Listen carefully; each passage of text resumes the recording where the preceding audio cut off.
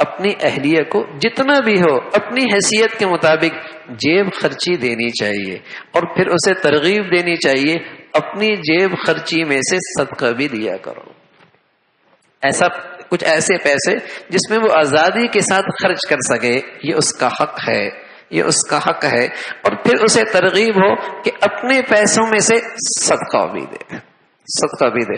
اور رسول اللہ صلی اللہ علیہ وسلم تو فرمایا کرتے تھے، میں قسم کھا کے کہتا ہوں صدقے سے مال کم کوئی نہیں ہوتا، میں قسم کھا کے کہتا ہوں صدقے سے مال کم کوئی نہیں ہوتا۔ تو آپ علیہ الصلوۃ والسلام اپنی اہلیہ کو اس کا فرما دے۔ عائشہ فرمانے لگی، ایک دن میں نے کچھ صدقہ دیا، پھر میں نے اپنی باندی سے کہا ذرا لاؤ کتنا رہ گیا، تو حضور علیہ الصلوۃ والسلام نے فرمایا، عائشہ مہلا یا عائشہ لا تحصی فیحصی اللہ عز وجل علیک، اے عائشہ کیا کر رہی ہو، گن گن کے دو گی، اللہ بھی پھر تمہیں گن گن کے دے گا، جب اللہ بغیر گنتی کے دیتا ہے تم بھی بغیر گنتی کو دے دو، کیا گن رہی ہو کہ ختم ہو جائے گا۔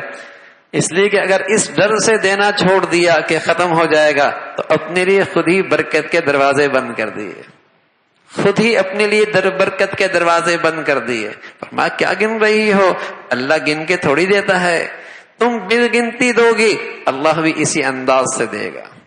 یہ آپ علیہ الصلوۃ والسلام اپنے ازواج کا مزاج بنا رہے۔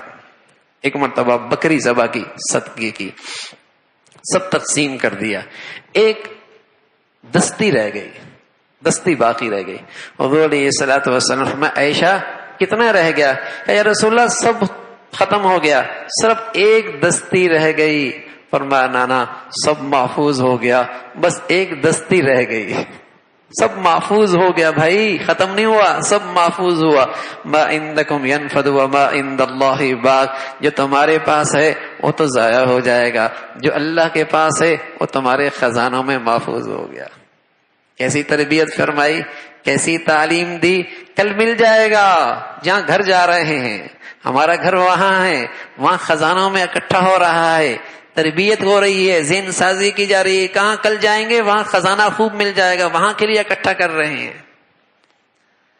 تو پیارے رسول صلی اللہ علیہ وسلم اپنی ازواج کی اس انداز میں تربیت فرما رہے۔